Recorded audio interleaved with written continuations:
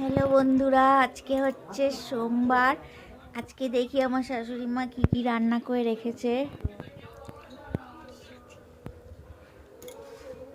এখানে হচ্ছে মাছের তেল, পেঁয়াজ কলি, আলু দিয়ে একটা চচ্চড়ি। এখানে হচ্ছে, এটা আমাদের নয়, এটা পাশের বাড়ি একটা দিদা দিয়েছে, মাছের তেল পেঁয়াজ দিয়ে ভাজা।